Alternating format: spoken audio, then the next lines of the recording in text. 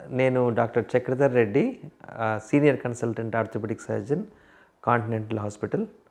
ఆహ్, ఈరోజు నేను చెప్పబోయే టాపిక్ వచ్చేసి ఈ మధ్య పాపం ఒక సెలబ్రిటీకి అటాక్ అయింది.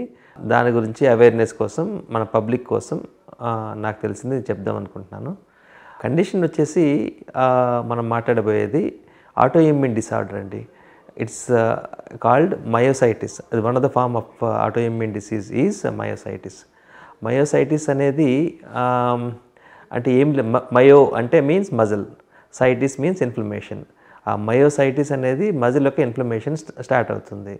అది ఎందుకు వస్తుంది, దాని కారణాలు ఏంటి, అది వచ్చిన తర్వాత మనము ఎలా తెలుసుకోవాలి, మనలో సిమ్టమ్స్ ఏముంటాయి, దానివల్ల మనకి ఎలా ఇబ్బంది పడతాము, ఆ ఇబ్బంది నుంచి మనకు ట్రీట్మెంట్ రావాలంటే డయాగ్నోసిస్ ఎలా చేయాలి, డయాగ్నోసిస్ చేయాలంటే ఏమేమి టెస్టులు చేయాలి, డయాగ్నోసిస్ తర్వాత ట్రీట్మెంట్ ఎలా ఉంటుంది, మళ్ళీ రాకుండా ఏదైనా వీలవుతుందా, వచ్చిన తర్వాత ఎంతవరకు నయం అవుతుంది. ఇవి మన మెయిన్ క్వశ్చన్స్. ఈ క్వశ్చన్స్కి నేను ఆన్సర్ చెప్తాను. బేసిక్గా ఆటో ఇమ్యూన్ డిసీజ్ అనేది నథింగ్ బట్ మన బాడీ సెల్సే, మన బాడీలో ఉన్న డిఫెన్స్ మెకానిజం అంటారు. మన బాడీ లోపల పోలీస్ మెన్ లాగా డిఫెన్స్ మెకానిజం ఉంటుంది. ఈ డిఫెన్స్ మెకానిజం అనేది మన బాడీ సెల్స్నే అటాక్ చేస్తాయి. ఇవి ఎందుకు అటాక్ చేస్తాయి, అందరికీ ఎందుకు చేయవు, కొందరికి ఎందుకు చేస్తాయి అంటే అది వాటికి అర్థం కావు. అది బ్యాక్టీరియానా, అది వైరస్సా, లేకపోతే మన బాడీ సెల్సా, మన బాడీ మజిల్సా అనేది ఆ ఇమ్యూన్ సిస్టమ్కి అర్థం కాదు. అది it can be triggered at any age, at any time. Okay, చాలామందికి అది ట్రిగ్గర్ అవుతుంది. కొందరికి చిన్నప్పుడే ట్రిగ్గర్ అవుతుంది, కొందరికి మధ్యలో రావచ్చు, కొందరికి కొత్తగా ఏదైనా ఇన్ఫెక్షన్ లాంటిది. ఈ మధ్యలో కరోనా వచ్చింది, కరోనాతో కూడా చాలామందికి ఆటో ఇమ్యూన్ డిసీజులు వస్తున్నాయి. ఆర్ కొంత వైరల్ ఇన్ఫెక్షన్స్ కానీ, బ్యాక్టీరియల్ ఇన్ఫెక్షన్స్ కానీ, ప్రీవియస్ ఎపిసోడ్స్ ఆఫ్ ఈ small cough, simple cough, cold కానీ, ఆర్ ఇవన్నీ కూడా ట్రిగ్గర్ చేస్తాయి అన్నమాట. ఎస్పెషలీ ఆటో ఇమ్యూన్ డిసీజ్ లేడీస్లో ఎక్కువ కామన్గా ఉంటుంది in general, but it's not mandatory. Okay, దీని కేటగిరీ కింద వచ్చిందే మయోసైటిస్. అంటే ఇదే ఆటో ఇమ్యూన్ డిసీజ్లో డయాబెటీస్ కూడా ఒక one of the important thing అనమాట.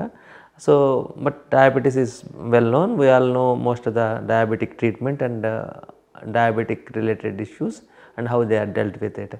బట్ మయోసైటిస్ అనేది not that common. It's not అంత కామన్ ఏం కాదు, కొంచెం రేర్గానే ఉంటుంది. బేసిక్గా ఇదేమవుతుందంటే మజిల్ ఇన్ఫ్లమేషన్ వస్తుంది.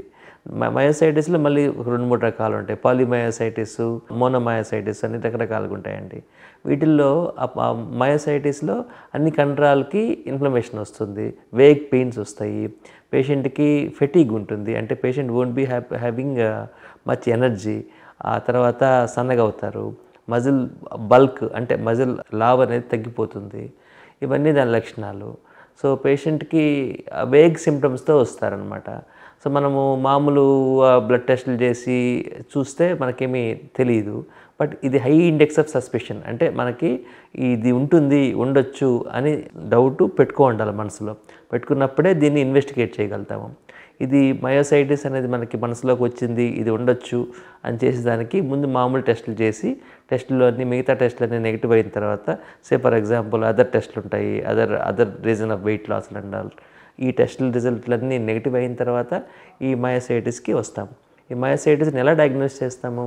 మామూలుగా డయాగ్నోస్ చేయాలంటే మయోసైటిస్కి ఎంఆర్ఐలు తీస్తాము. ఎంఆర్ఐలో మనకి మజిల్ యొక్క బల్క్, మజిల్ యొక్క కాంటెంటు, మజిల్ ఫైబర్స్ యొక్క థిక్నెస్, వాటి యొక్క మజిల్ ఫైబర్స్ మారిపోవడము, మజిల్ ఫైబర్స్ బదులు మామూలుగా ఫ్యాట్ రావడము, ఇవన్నీ కనిపిస్తాయి. అదే కాకుండా రెండోది వచ్చేసి మజిల్ బయాప్సీ చేస్తాం.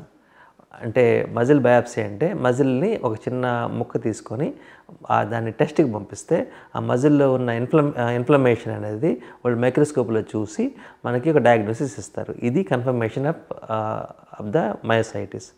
ఈ కన్ఫర్మేషన్ అయిన తర్వాత, వన్స్ ఈ మజిల్ బయాప్సీతో కన్ఫర్మేషన్ అయిన తర్వాత కొన్ని యాంటీబాడీ టెస్టులు ఉంటాయి. ఆ టెస్టులు కూడా చేస్తే మనకి మయోసైటిస్ అనేది కన్ఫర్మ్ అవుతుంది. మయోసైటిస్ అనేది సివియారిటీ కూడా మనకి పర్సన్ టు పర్సన్ వేరీగా ఉంటుంది. కొన్నిసార్లు కొంతమందికి ఎక్కువ ఉంటాయి, కొంతమందికి తక్కువ ఉంటుంది. It can be seasonal as well. So ఈ సీజనల్గా ఉండేది సివియారిటీ అనేది ఇంకా మన కంట్రోల్లో ఉండదు. It can be in various degrees of intensity. So మనం చూడబోయేది, మనం దానికి ఏం చేయగలుగుతాం యాజ్ ఎ డాక్టర్. మనం early diagnosis is always better. So తొందరగా మనం డయాగ్నోస్ చేస్తే తొందరగా ట్రీట్మెంట్ తీసుకోగలుగుతాం. తొందరగా డయాగ్నోస్ చేయాలంటే మనకి ఇది ఎలాంటిది ఉంటుంది అనేది మన ముందు తెలియాలి అంటే మనకి మనసులో అది మనకి పలాంది డిసీజ్ అనేది ఉంది. బికాస్ ఎందుకు చెప్తున్నానంటే డయాబెటీస్ అయితే ఎవరైనా డయాగ్నోస్ చేస్తారు, కానీ ఇలాంటిది రేర్గా ఉంటుంది. కాబట్టి మనం రేర్గా ఉన్నదాన్ని మనసులో ఉంటేనే మనం డయాగ్నోస్ చేయగలుగుతాం. సో సరే చేద్దాము. చేసిన తర్వాత ఏం చేయాలి? ఆ తర్వాత ట్రీట్మెంట్కి వస్తే ట్రీట్మెంట్లో మెయిన్గా మన పార్ట్ ఏముంటుందంటే మనము దాన్ని మెడికల్గా మేనేజ్ చేయాల్సి వస్తుంది. ఈ ఆటోఇమ్యూన్ డిసీజ్ని తగ్గించాలి. బాడీ ఇమ్యూన్ సిస్టమ్ని ఎక్కువ హైపర్ స్టిమ్యులేట్ కానివ్వకుండా తగ్గించాల్సి వస్తుంది. ఫస్ట్ లైన్ ఆఫ్ మేనేజ్మెంట్ వచ్చేసి again IV steroids plus oral steroids, combination of everything. ఆ తర్వాత ఇవి వాడితే మన ఆటోఇమ్యూన్ సిస్టమ్ కొంచెం తగ్గి మన మజిల్ యొక్క ఇన్ఫ్లమేషన్ తగ్గి పేషెంట్ బెటర్ అవుతాడు, సిమ్టమ్స్ బెటర్ అవుతాయి. సో సెకండ్ వచ్చేసి ఈ మధ్య కొత్తగా వచ్చున్నాయి ఐవి ఇమ్యూనోగ్లోబులిన్స్ అని, ఇమ్యూనో మాడ్యులేటర్స్ అంటారు అనమాట. అంటే మన స్టెరాయిడ్స్ అనేది కొన్నిసార్లు ఎక్కువ తీసుకుంటే కూడా లాంగ్ టర్మ్లో మంచిది కాదు. So IV immunoglobulins, immuno modulators అని వచ్చినాయి. కాబట్టి ఇవి తీసుకుంటే ఇమ్యూన్ సిస్టమ్ని మనము ఏదైతే ఆ సెల్స్ మీద ఎఫెక్ట్ కొడుతుందో ఆ సెల్స్ని జాగ్రత్తగా కాపాడుకుంటూ అట్ ద సేమ్ టైం సెల్స్ని ఓవర్ రియాక్ట్ కానివ్వకుండా ఇవి కాపాడుతుంటాయి.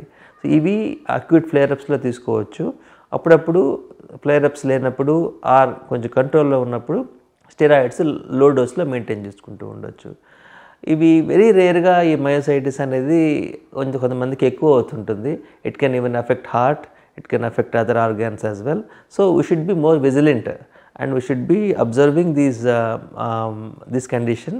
అంటే ఒకసారి ట్యాబ్లెట్ తీసేసుకొని ఇంకా ట్రీట్మెంట్ అయిపోయింది అనేది అలా కాకుండా you have to have a constant monitor చేస్తూ ఉంటే మనకి ఆ డిసీజ్ ఇంటెన్సిటీ ఎలా ఉందనేది తెలుస్తూ ఉంటుంది.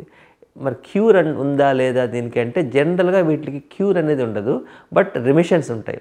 రెమిషన్ వేరు, క్యూర్ వేరు. క్యూర్ అంటే ఇంక రాకుండా పోవడము, రెమిషన్ అంటే ఆగిపోవడము, మళ్ళీ ఒక 4 ఏళ్ళకో 5 ఏళ్ళకో మళ్ళీ స్టార్ట్ కావడము. కొందరికి సస్టైన్డ్గా లో లెవెల్లో అలా మయోసైటిస్ మెయింటైన్ అవుతూ ఉంటుంది. అది కూడా కరెక్టే. సో బేసిక్గా ఇది మన బాడీ సెల్సే మన బాడీనే ఎఫెక్ట్ కొడుతుంది కాబట్టి కంప్లీట్గా ఎలిమినేట్ చేసేది అనేది మన ఎయిమ్ కాదు.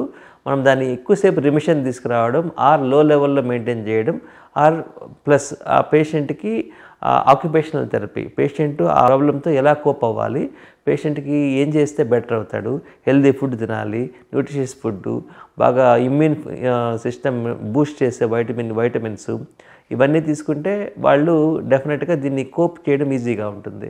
ప్లస్ మోడిఫికేషన్స్ అన్నీ వస్తున్నాయి. సింపుల్ ఒక మజిల్ ఎక్కువ ప్రాబ్లం అయింది, మజిల్ వీక్నెస్ ఎక్కువైంది అంటే సర్జికల్గా మేము ఇంటర్వెన్షన్కి వస్తాము.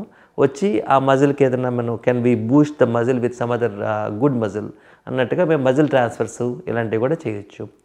సో ఓవరాల్గా I know it's a rare condition, but it's important to know that it exists and people shouldn't be ignored. మనం ఇదేదో మామూలు మజిల్ నొప్పులే విటమిన్ డెఫిషియన్సీలే అని కొట్టుబడేయకుండా ఇది ఒక disease, it can be cured it can make the patient better and we can make the patient's lives in a better shape so that we will be able to treat the patient without causing much harm by giving too many medicines as well. So in sum up, this is a autoimmune disease. This can be controlled if you have a high index of suspicion, and then the second thing is you have to diagnose it early, and treatment should be prolonged and constant surveillance is the key. That's how I can end my conclusion.